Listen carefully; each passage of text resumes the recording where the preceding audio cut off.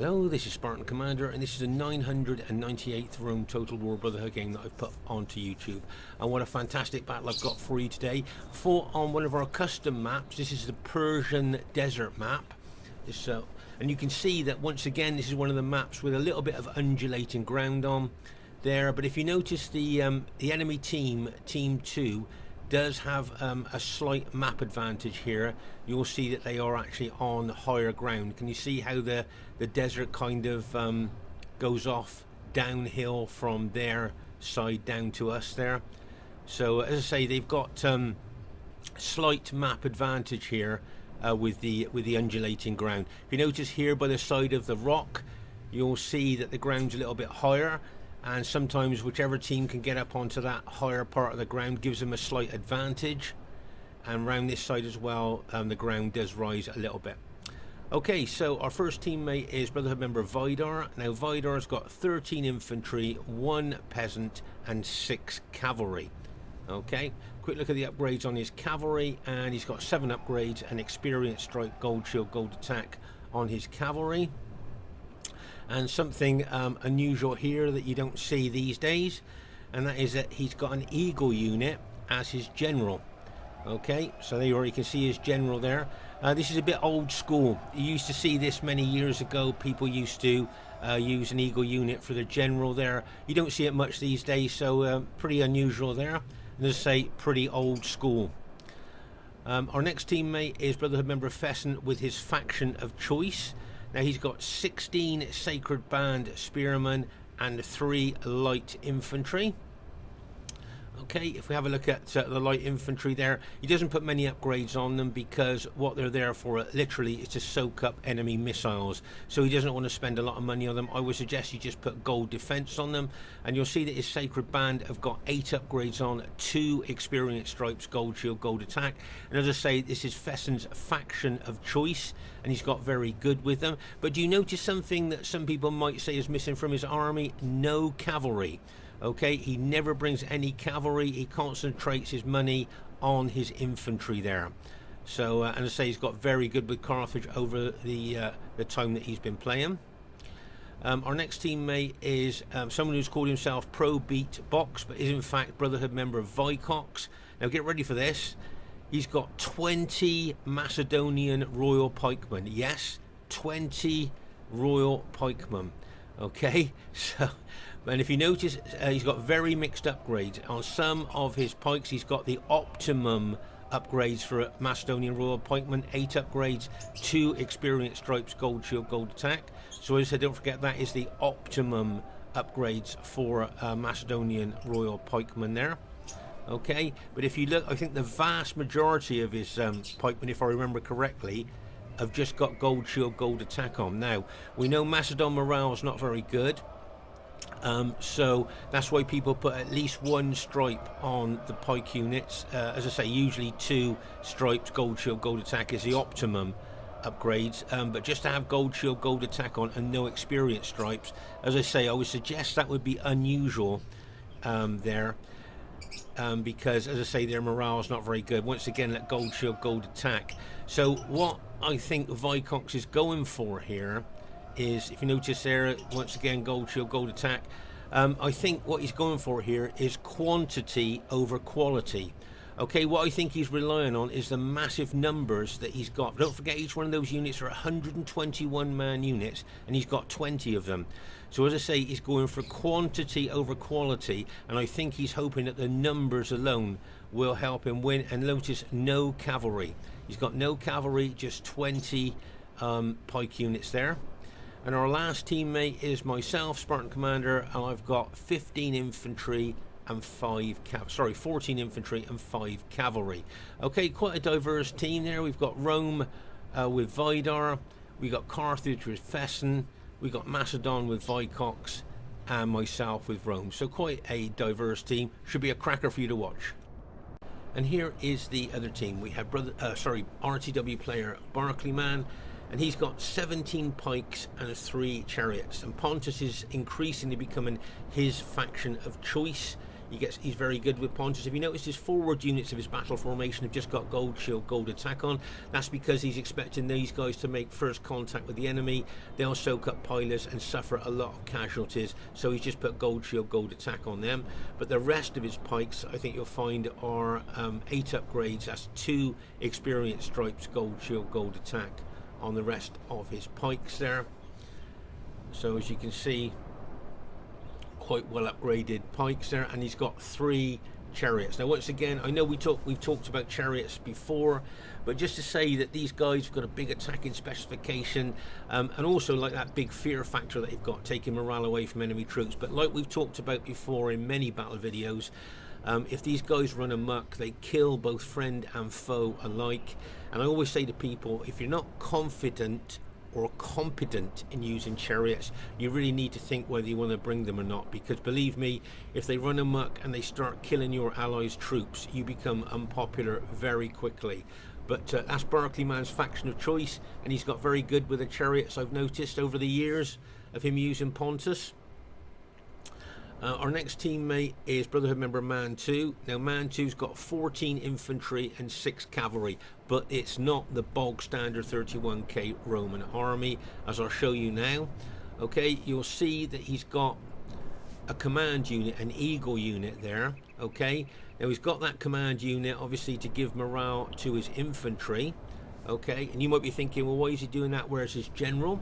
And that's because he's got a cavalry general there. So he can now take all his cavalry around the battlefield fighting, and they'll be getting the general morale bonus, okay, from the general there, giving the cavalry that morale bonus. But he's safe in the knowledge that he's still got a command unit, an eagle unit, to give morale to his infantry. I just give it, that's a nice little tip there for new players to Rome Total War. You know, that's something to look at there. So nice little touch there by Mantu. Okay, now their next teammate is Prince of Ionia.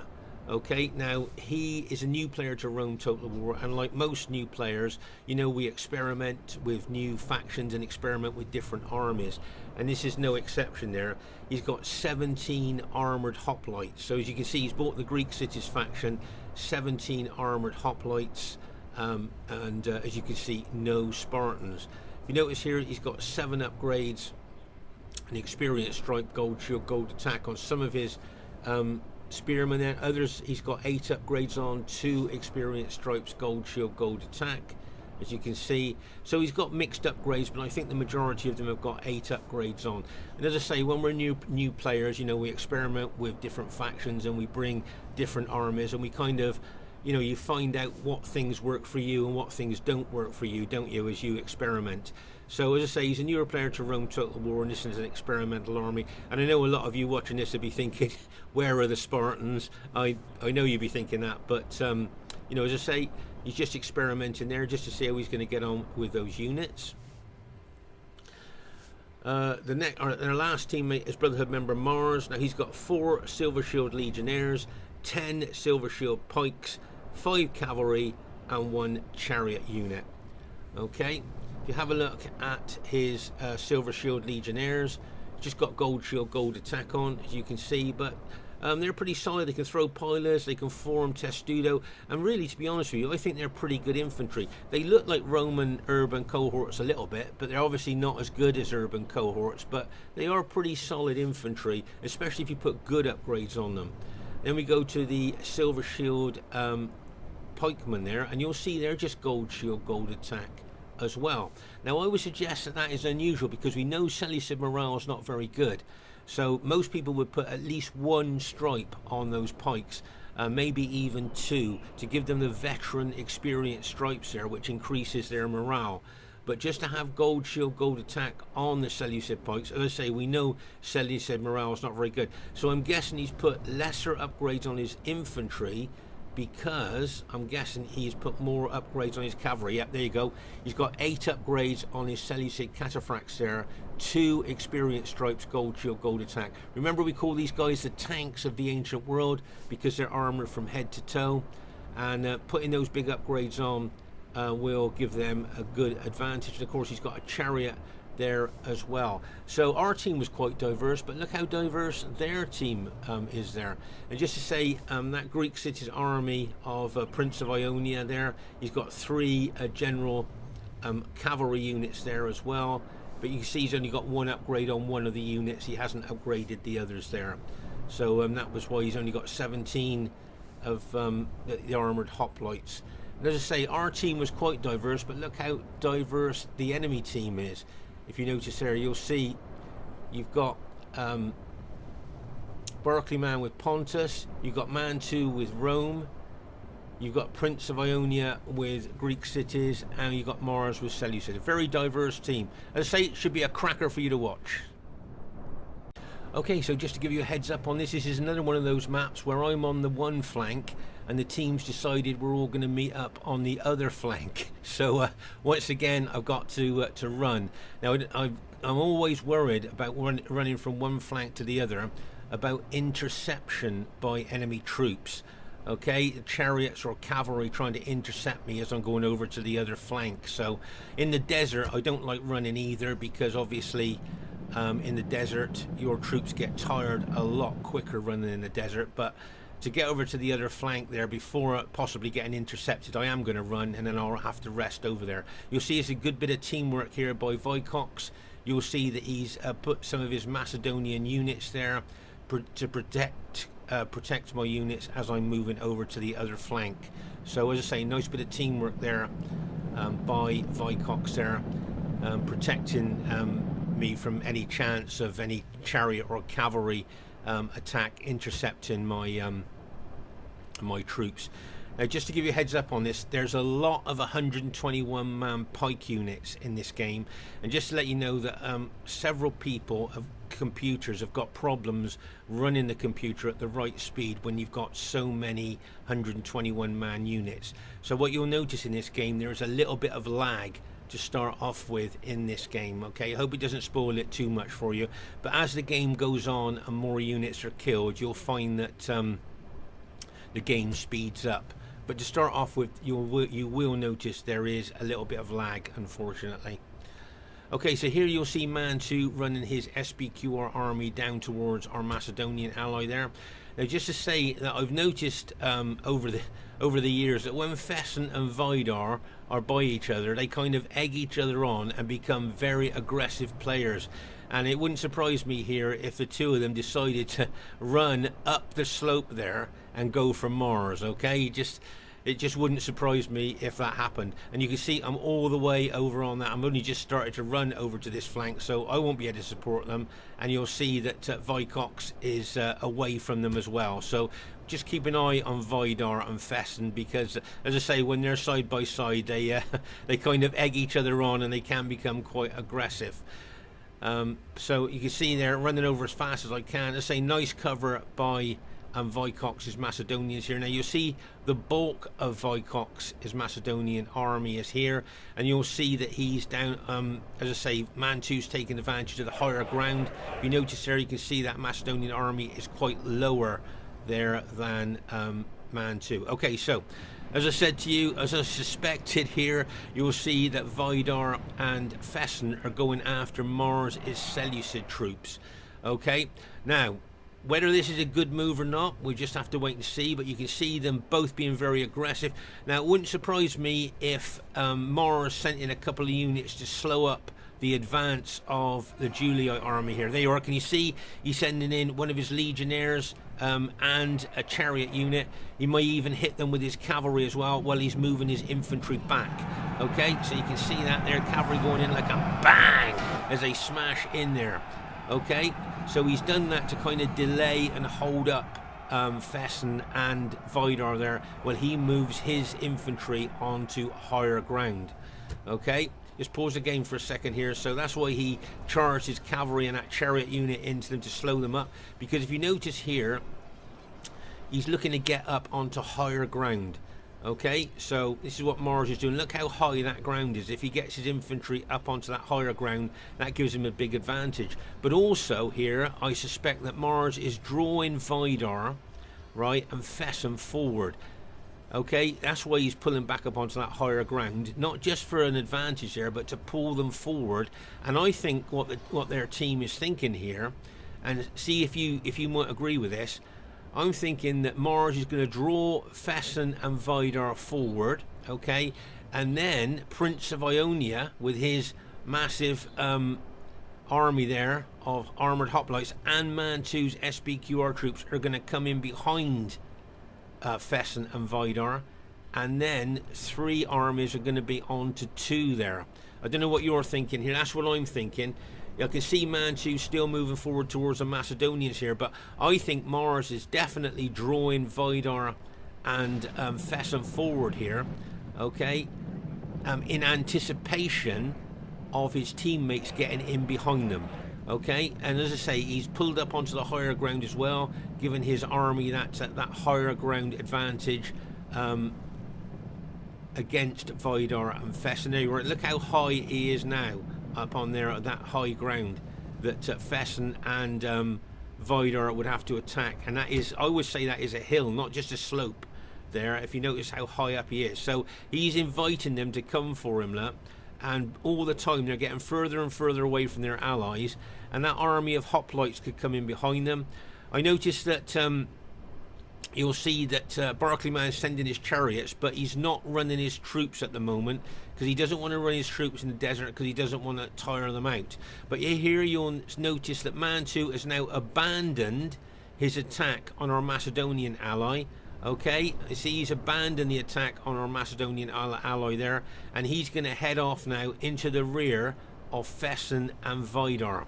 Okay, just what Mars was hoping there. Obviously, in the team talk, the other team, they've obviously talked about this. You can see my army has just run over from the other flank. Okay, when I get over to the right flank, I guess my guys are going to be tired, so they'll be in no condition to put into the fight, and that's why I'm surprised that Fesen and Vidar shot off like they did, because they surely realised that my troops would be in no condition to help them out if they get into a battle there. So as I say, I'm getting over there as fast as I can. Our Macedonian ally will probably move over to the right as well there, but as I say, you can see that Mantu has abandoned his attack on our Macedonian ally, and as I say, in the team talk there, I reckon Mars has said to them, I'll hold them up on this hill if you two come in behind them, and that's what I think that they're looking to do there. Okay, look how high, as I say, Mars has got his army now. I mean, I don't know if you class that as a slope, but I always say that's a small hill there, and you can see that the Greek city's army of hoplites is moving towards them, and as I say, Mantu's army is moving towards them as well. Now maybe it might be the time now for Fesen and Vidar to pull back. I don't know what you're thinking. Remember battlefield awareness? We talk about this a lot, don't we? Battlefield awareness there. And Mars is saying, come on then, if you want to attack up this hill, I'm waiting for you with my pikes and my legionnaires and my really well upgraded cavalry. Okay, and meanwhile, Mantu coming in behind there, and that army of armoured hoplites, plus you've got the chariots there of Pontus ready to move in as well. So as I say, maybe now is a good time for Vidar and Fesen to think about moving back towards their allies. I don't know what you're thinking. Please put your thoughts in the comments, but maybe now is the time, or is it too late? What do you think? As I say, please put your thoughts in the comments there. As I say, sorry about the lag here, but as I say, with so many big units, some people's computers have got problems running it at the right speed. I just want to show you here, up to this stage, Barclayman has been walking his troops, because he knows in the desert if he runs, his troops are going to be tired, right? He was walking, but now he's going to start running them over towards his allies, I think, if I remember correctly. There, he may well start running, or he may just carry on walking there, because he's one that doesn't want to tire his troops in the desert. He wants them to be in mint condition, if you like, when they actually get to the fight.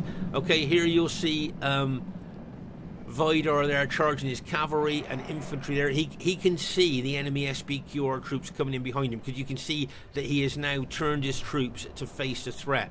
Also Fesen here as well, moving his Carthaginians down there, but you can see that at this time Vidar and Fesen are cut off from their allies. Can you see that? Mantu has actually cut them off now from their allies. So as I say, and now if Mars comes down from his hill, okay, there could be like 3 on 2 here.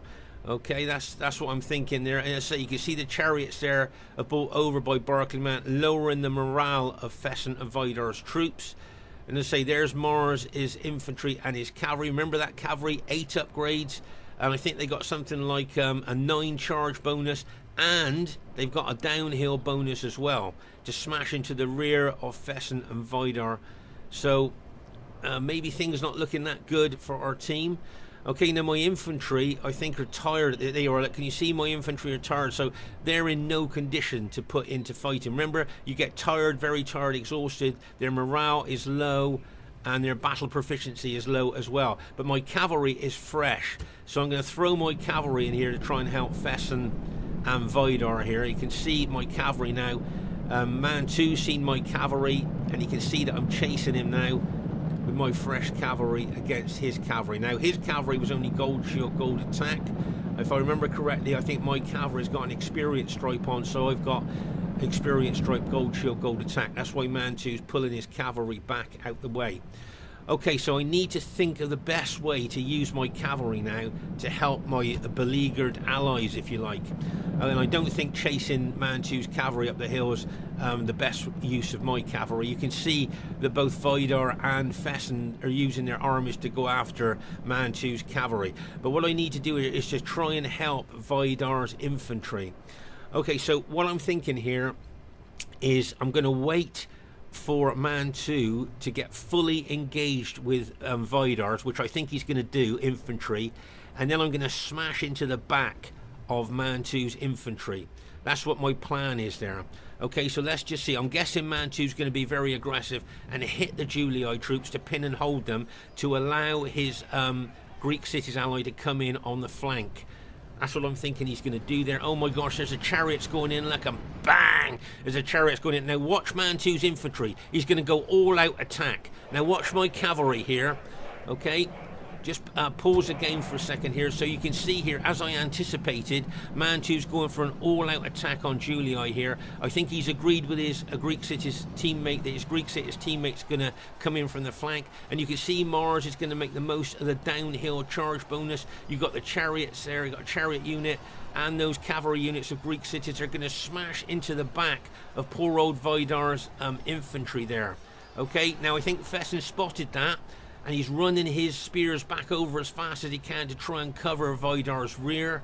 Whether he's going to get there in time, I don't know. But what I'm going to try and do the best I can is my cavalry going to smash into the back of Mantu's infantry. Watch my cavalry hit there into the back of those engaged SBQR units, and bang, as they smash in there. But watch the Seleucid cataphracts coming downhill, and bang, as they smash into the rear of Vidar's infantry. Oh my gosh. So here you can see my cavalry has started to rout some of Mantu's infantry, but you can see the Seleucids with their 9 charge bonus and the downhill bonus they got smashing in to Vidar's Julii army. Now here you'll see that Vicox is bringing one of his small Macedonian armies, one of his A or B armies there over to help as well. But oh my gosh, and you can see the Greek cities hoplite army coming in on the flank as well. Right, Fesen's Carthage army has just come over. Can you see the SBQR cavalry of Mantu's, the downhill charge bonus as well? Can Fesen intercept them? No, he can't. They're coming down, and bang, as they smash once again into the back of poor old Vidar's infantry. Oh my gosh. Okay, so here you'll see, I believe that Vidar's general has been routed there.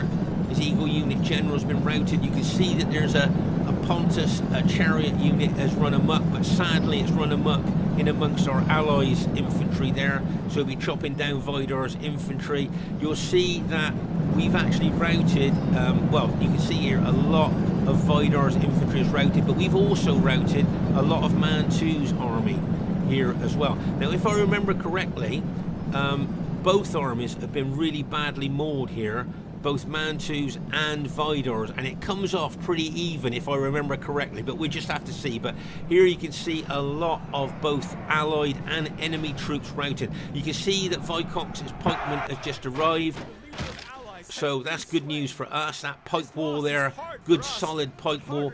Now Vidar needs to pull his Julii infantry, his red Julii army, through those Macedonian pikes there, pull them in behind the pikes there. That's what he needs to do, I would suggest. And you can see Fesen's Carthage army there as well. Now what I think is going to happen here is both teams are going to pull back and kind of reorganize. Okay, so we've locked horns, we're going to unlock horns if you like, and pull back and reorganize if I remember correctly. I can see the Pontus pikes coming in as well. And over here you can see my arm is still tired, look, from that run from the other flank, still tired. So as I say, the morale of my infantry be low and their battle proficiency will be low as well. But as I say here, I think at this stage of the battle, both teams have kind of decided that we're going to pull back, regroup and reorganize there. Okay, so as I say, we locked horns there, we're going to unlock horns, and you'll see that both teams there, can you see they're pulling away from each other there to, as I say, regroup and reorganize there. And as I say, if you during the course of the battle have a look at Mantu's infantry and Vidar's infantry, you'll see it's about evenish in that tussle. They both seem to have lost about the same amount of troops there. So it wasn't as bad for us as what it initially looked like, really, to be honest with you. And as I say, it did kind of work out even, but you can see there's a lot of dead there. I can see a lot of cataphract, Seleucid cataphract dead there as well, actually, if you notice there. So as I said, both teams now are pulling back. We're pulling back to the rock. Now remember what we looked at earlier, by the side of that rock there's slightly higher ground. So we're taking advantage of that, a little bit like Mars took advantage of the higher ground, drawing Vidar and Fesen up the hill, kind of up that little hill. So we've taken a little bit of higher ground there by the rock. Okay, just pause the game for a second here. If you notice here, you'll see that a couple of chariots have run amok. Of course, from our team's point of view, we're hoping that they're going to run amok into the enemy troops, into the rear of the enemy troops there, to cause them some casualties. But here, can you see that group of Seleucid cataphracts there? Now, I don't know for sure, but I'm guessing that those run amok chariots have chopped down those Seleucid cavalry there, because I can't see any dead enemy troops actually around those Seleucid dead cavalry there. So maybe that amok chariot there did chop down some of those cavalry there, possibly. But as I say, here now we're going to reorganize, regroup, and from our point of view, because we've taken up that slightly higher ground by the side of the rock, we're going to kind of set up kind of like some defensive formations there. And I think both teams' armies are going to need to rest as well, because remember, when you fight in the desert, when you run in the desert, it's all factored into the game that you get hot and tired there. There you are. Can you see Vidar's army? Very, very battle depleted. But also, if you look at Mantu's army, his infantry are very battle depleted. The only difference is that I believe there are more of Mantu's cavalry left than Vidar's. So as I say, infantry wise, it's roughly the same, Vidar and Mantu's infantry. But as I say, I think Mantu's had more cavalry left at the end of that first initial skirmish, if you like. So as I say, here we are now going to set up a bit of a defensive formation. Let's say it's got the potential to be a cracking battle. Okay, at this stage of the battle here, you'll see, can you see that Vicox has set up a really solid pike defense line there? He's double banked his pikes, and believe me, that's very difficult to actually break through when you've got double banked pikes like that. Okay, so whether the enemy team are going to attempt to break through, then you've got what's left of Vidar's Julii army just behind that there. So I think that's a pretty good defense. And there you can see Vicox has got another army there waiting in reserve to support that line if it is put under pressure. Over here you'll see that Fesen's units here. Now if you look at Fesen's units, can you see they're actually exhausted or very tired? So that means their morale is absolutely at rock bottom. Their battle proficiency, the way they actually fight the battle, is also at rock bottom there. And can you see here that Barclayman's units are fresh? Now I know that Fesen was worried that Barclayman may well attack his Carthaginians here, because Barclayman's units are fresh, so they're at their optimum battle proficiency there. And also those armoured hoplites and Barclayman's troops there, if they attack Fesen's tired, very tired and exhausted troops, I know Fesen was worried that they would break. You can see here that Vicox has put another line of Macedonians in behind Carthage there. Now it might be a good idea, if Fesen's that worried, okay, to pull his troops back behind that Macedonian line there, just in case, because as I say, if the armoured hoplites and those fresh Pontus troops all of a sudden hit Fesen, there's a good chance possibly there could be a chain rout there, with his troops being very tired and exhausted. So I wonder if the enemy team have spotted this. I wonder if they've spotted that Fesen's troops are so, you know, poor at the moment. I'm guessing if they have, they would attack, but they don't look like they're attacking at the moment anyway. And over here you'll see, I've got my Scipii army there. Now my team's defense in front of my Scipii army is so solid, I don't think I need to stand there. But what I'm looking to do is to take my infantry over to the left flank, if you like, of our defensive position, because I think that the enemy will look to come round that flank.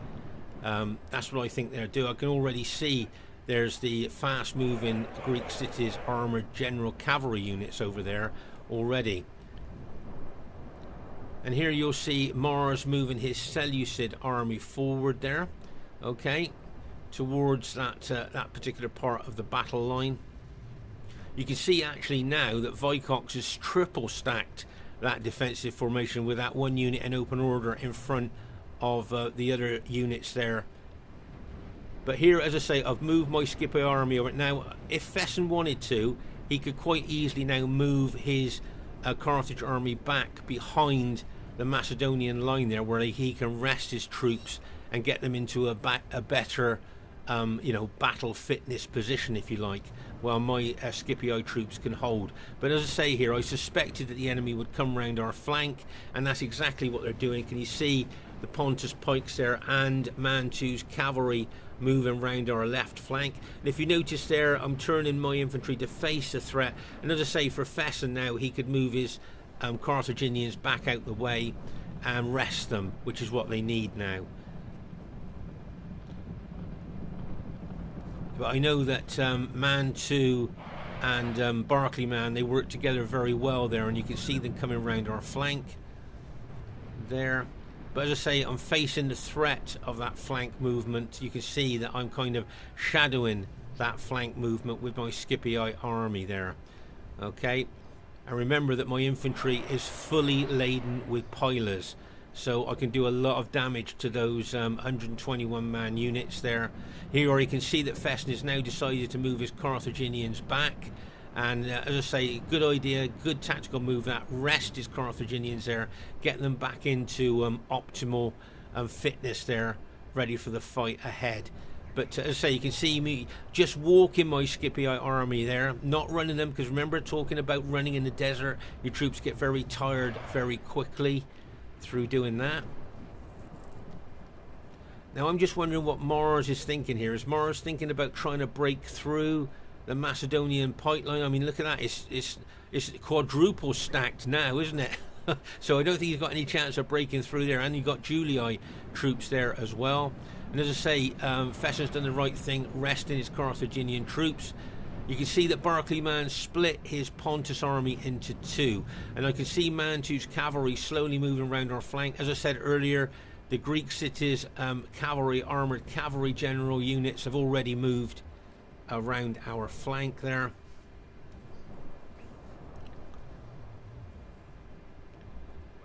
So as I say there, I've got the SBQR troops, cavalry coming around the flank, probably looking to smash into the flank of my infantry there. That's why I've brought my cavalry over now to cover the flank of my infantry, as you can see. As I say, in the desert there is a lot of slow movement, as I explained earlier, that the more you run in the desert, the quicker your troops get tired. So moving slowly in the desert is a good tactical move. Now over here you'll see that Vicox has decided to be very aggressive, and he's turned defense into attack, and you'll see him moving his Macedonian pikes towards the Seleucid pikes. Now, just to give you a heads up on this, before any upgrades are put on the Seleucid or Macedonian Royal Pikemen, the Royal Pikemen, if I remember correctly, have got a 3 defense advantage over the Seleucid pikes before any upgrades are put on there. So even though the Macedonian general hasn't put a lot of upgrades on his pikes, he's already got a 3 defense kind of advantage over the other pike units there, the Seleucid or the Pontus pikes. Okay, can you see here that Barclayman is moving his pike units forward to engage my forward units? Can you see him doing that? He's doing that so that, of course, if he engages me, then I don't throw pilers into him unless I deliberately aim them, because I want to put my guys on auto fire to do as much damage as I can to those Pontus pikes. Now it'll be interesting to see what Barclayman's going to do here, whether he's going to split his army even more and bring units around the flank. I can see the cavalry there of Mantu. There's a chariot unit there, and of course, as I say, you've got the Greek cities cavalry units there as well, coming round the flank there. And if you notice, I think they're on slightly higher ground as well. Does it look to you that they're on slightly higher ground? There, I think it does look slightly higher ground there, that cavalry, so they would have a down slope advantage if they decide to charge into the flank of my infantry. Okay, but as I say, I can see the Pontus pikes there of the Pontus general there looking to split that army. Now whether he's going to bring that whole army round my flank here, or whether he's going to split that mini army up, well, I just have to wait and see there, because I think the pikes there would support Mantu's infantry quite nicely. As I say, here you can see Vicox there backed up by the Carthaginians. Very solid defense line we've got there. I don't think the enemy will attempt to try and break through. I wouldn't have thought there. It's very, very strong defensive battle formation there. In fact, our team may well look to attack, possibly. But as I say, watch out for Barclayman's use of his pike units there. As I say, Pontus is his faction of choice. He's got extremely skillful with Pontus. He knows their strengths and weaknesses very well. And as I say, if I can get them into piler range, I would be looking to do a lot of damage to those pikemen there. As I say, I'm fully laden with pilers, as I haven't thrown any at all yet. Right, now here you can see Vidar being very aggressive with what he's got left of his infantry and cavalry here. He wants to go for Mantu's cavalry. Now I was initially going to charge my cavalry into Mantu's cavalry until I spotted that chariot unit of Pontus there. Okay, I was going to charge, and now remember, as we've seen in a lot of battle videos before, chariots really do chop up your cavalry quite nicely. So I didn't really want to charge into Mantu's cavalry, because Mantu, make no mistake, would have charged into my cavalry to allow the chariots to hit me in the flank. So I decided to pull my cavalry back, but I'm going to put them in with Vidar's infantry there as we move towards possibly chasing off Mantu's cavalry. There is what we may well be looking to do. Right, can you see here that Barclayman has now split that mini army of his, and he's moving Pontus pikes round the rear of our troops there. If you just notice that. Over here, as I say, just to show you here, a little tactical move by Mars. Can you see that he's bringing his cataphracts around the rock? Okay, he's going to bring it around the rock here, I think, to get his cavalry in behind our engaged troops, or to team up maybe with Mantu. Okay, so I think Mars' cavalry is either going to come in to attack us in the rear here, or he's going to team his cavalry up with Mantu's cavalry, the SPQR cavalry there. It'd be interesting to see what Mars is going to do there. So here you can see our Macedonian ally there has brought a couple of pike units over to the rear. Okay, so just pause game for a second here. You can see here that Barclayman is moving 3 or 4 of his pike units round the rear here with his chariot unit and Mantu's cavalry, possibly looking to take out Vidar's infantry and my cavalry as well, but he's left a small force there to try and hold and pin my Scipio troops. Well, just to give you a heads up on this, what I'm going to do, I'm going to do a mini surge attack here onto these Pontus pikes. Okay, just watch my infantry here. I'm just going to surge attack onto those pikes, and what I'm hoping for is that I'm going to rout those Pontus pikes almost on impact because of the sheer number of my troops. Those Pontus pikes will be intimidated by the number of my troops, so their morale will be even lower. And watch as my infantry hits. Watch those pike units. I'm guessing they're going to rout, as I say, almost on impact. They are bang, bang, and bang. There you are. Those Pontus units now have all routed on impact from that surge attack. Okay, as you can see, the 3 units that he left there, or the 4 units that he left there, have now all been routed. Now that chariot unit looks to me like it's going to smash into the flank of my infantry. Here you'll see, can you see that the Pontus pikes are up? Alright, now you might think, well, that's strange, isn't it? Attacking the Julio infantry with his pikes up. But there is a tactical reason that he's kept his pikes up here. Can you see what the tactical reason is? And that is to allow Mantu's cavalry to charge through his pikes and smash into Vidar's infantry. Remember, friendly pikes, friendly spears, if they're down, they will kill friendly cavalry if they charge through them. Okay, now watch out for this chariot attack. I'm aware of this chariot unit coming in on me, I think. And I do turn some of my units to actually attack that chariot unit. There, as you can see, as it comes in like a bang, as it smashes into my infantry. I think it routs almost on impact there. There you go. Because remember, what a chariot's looking to do is to get between your units. That's where it does the damage. But my units were so thick there that it couldn't break into them. Right, now you can see that the Pontus pikes are now down, facing the Julio infantry. So what I'm looking to do is get my cavalry in behind the enemy pikes there and smash into the enemy pikes or that SBQR cavalry. Nice move here by Vicox. He's put 2 pike lines there out, ready to stop any enemy troops coming into the back of our troops there. So a nice move there by our Macedonian ally Vicox. Okay, so over here you'll see that Fesen is being very aggressive. His troops now are fresh, look, and he's charging them in to these Pontus units. Okay, so what I'm going to do, just to give you a heads up on this, what I'm going to do now is bring my infantry round the flank, and I'm going to do an old school, old-fashioned surge attack into the flank of those Pontus pikes, while Fesen is holding and pinning them at the front. Okay, just to give you a heads up on that. But meanwhile here, as I say, I'm getting my cavalry in behind those Pontus pikes. Now I reckon Barclayman has spot my cavalry and turn his pikes to face the cavalry coming in there. Can you see how he's turned the pikes now to face my cavalry? So what I need to do now is pull my cavalry away from those Pontus pikes and maybe go after that SBQ or cavalry, chase them off at least there with my cavalry. Okay, you can see Vicox bringing in those 2 pike units we saw that he put out the rear. Right now you can see that Mars' Seleucid cataphracts, you'll see that they've been quite battle depleted earlier on in the skirmish. I think when they were fighting Vidar and Fesen there, I think they lost a lot of cavalry there. But meanwhile over here, as I say, I am now coming around the flank of those Pontus pikes while Fesen is holding and pinning the forward units. And as I say, I'm looking to do an old school, old-fashioned surge attack into them.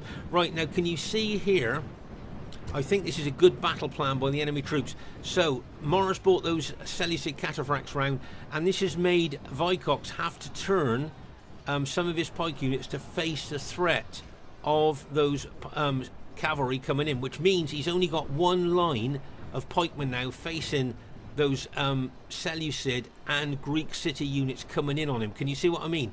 Make no mistake there, it looks like Mars and Prince are looking to punch a hole through the Macedonian battle line there with those, 17 armoured hoplites with good upgrades on, and those Seleucid pike and legionnaires there as well. They're looking to punch a hole through our battle line there. So speed might be the essence here. So there you are. Can you see I'm doing an old school, old-fashioned surge attack on those Pontus pikes as I go in there and look, bang, as I kind of swamp the Pontus pikes there. I've routed some of the enemy infantry that was there as well. And now I'm going to surge attack. Remember, when you start surge attacking, you don't just do one, you continue with the surge attack. But as I say, just look at those armoured hoplites and Seleucid pikemen there, trying to smash a hole through our battle line there.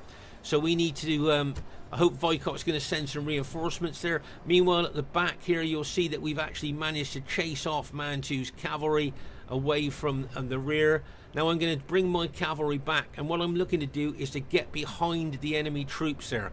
Okay, those Seleucid cataphracts are still there, but here can you see the enemy have actually, I think if I can see it looks like they're breaking through. The Seleucid and those armoured hoplites look like they've actually started to break through our battle line. So Vicox needs to bring more of his Macedonian pikemen over there to hold and pin that particular breach. There you can see they've breached the battle line there. But meanwhile here you'll see my blue Scipio army. Watch again, I'm going to surge again there. You can see that Fesen's spearmen, his sacred band spearmen, are pushing in on the Pontus pikes as well. See how my infantry surge forward there into those Pontus pikes. I'm forcing my troops down the pikes of those Pontus pikemen to be able to kill them with the swords of my Roman troops there. You can see that Mantu's brought some of his SPQR infantry over as well, but see how my troops are still surging forward. As I say, remember, once you start the surge attack, you need to keep surging forward. And you can see Fesen's Carthaginians there attacking at the same time. Great support there by Fesen there, pushing his spearmen forward along with my Scipio infantry. But over here, can you see the actual enemy have actually breached our battle line there?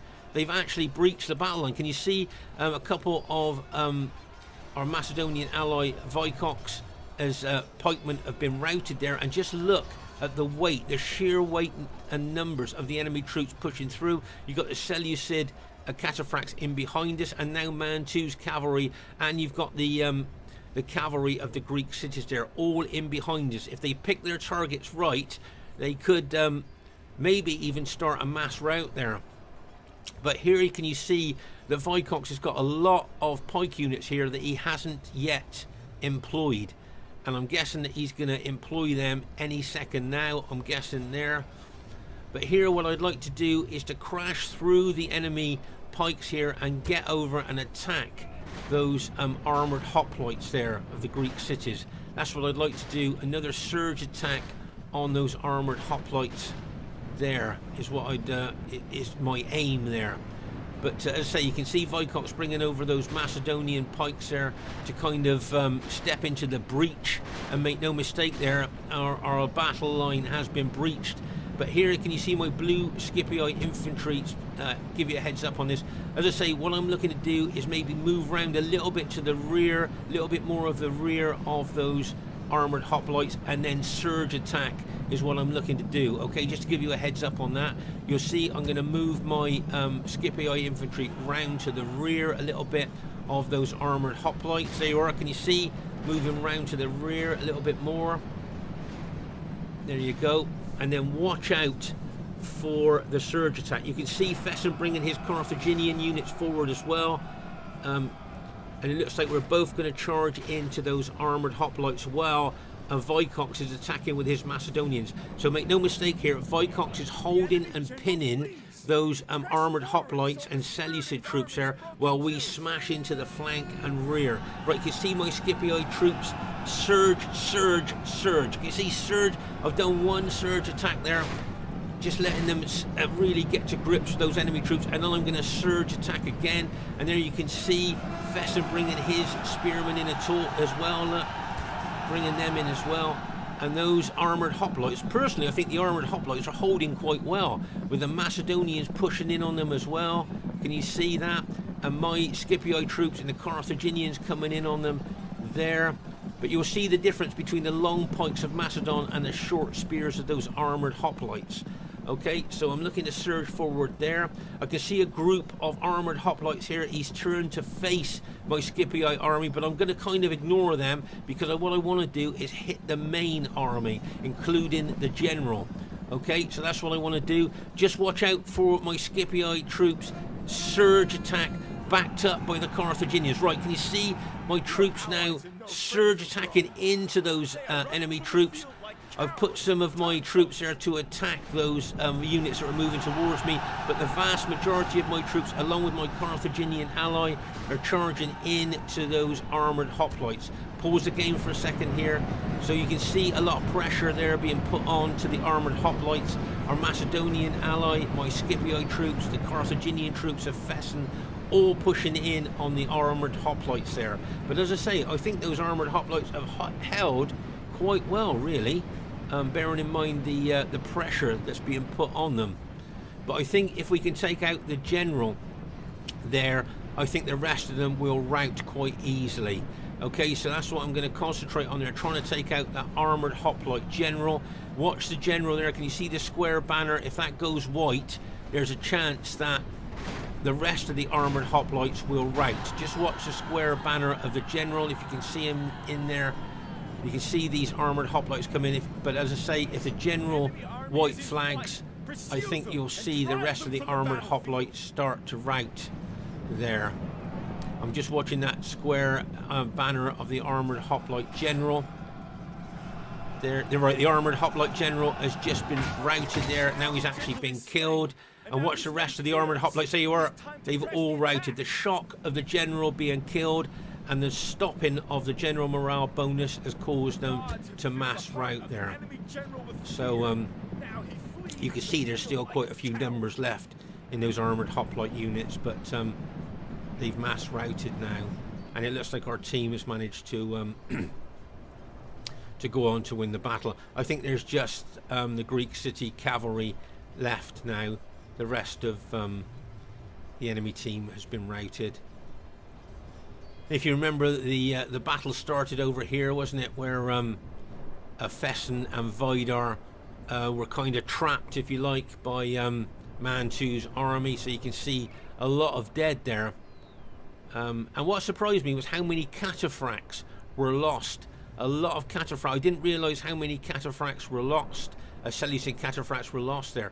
Over here you can see a lot of dead there. You can see there, I think the sun shines right on this hill, so you can't see the dead so clearly there, but you can see there is a lot of dead there. As we move over to this particular part of the battlefield, you can see now a lot of dead there. And as I say, it looks like our team has managed to go on to win the battle there. As we move across this part of the battlefield there, you can see more dead there. So let's say it's a reasonably spread out battle, but you know, but there are very condensed areas where the battle was fought intensely there.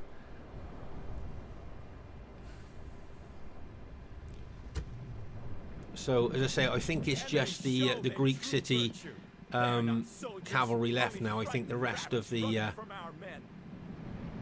enemy team have either admitted defeat or have been actually routed there.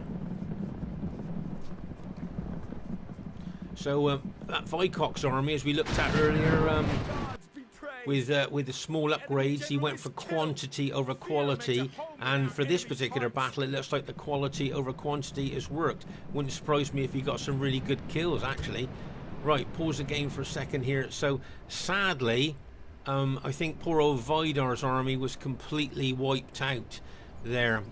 That's the last of his units there, of just you can see routing in the background now, leaving the battlefield. So as I say, poor old Vidar's army was completely routed there. So I'm thinking this is probably average. Reckon an average victory here before we actually see it.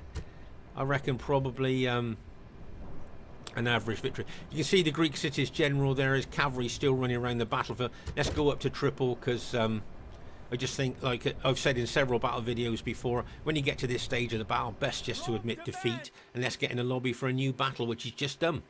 Okay, so first thing I'd like to say is really well played to everybody in the game. A surprise it was a clear victory. I thought we might have just edged into average there, but so yeah, quite pleased with that really. Clear victory there. and the highest kills in the game unusually goes to myself there. Let's say it is very unusual these days for me to get high kills, and getting over 2,000 there, I always think that 2,000 is still special to get, so I'm very pleased with that, but just very lucky really. Just like to say, really well done to Morris with his Seleucid army. Look at the kills he got with those Seleucids, really good kills there. So well done to Morris, did really well. Well done to Prince. Now, bearing in mind that he had 17 units of armoured hoplites, he's not far off of 1,000 kills. So well done to Prince there. As I say, it's all experimental for him. Well done to Mantu, got over 1,000 kills with his army.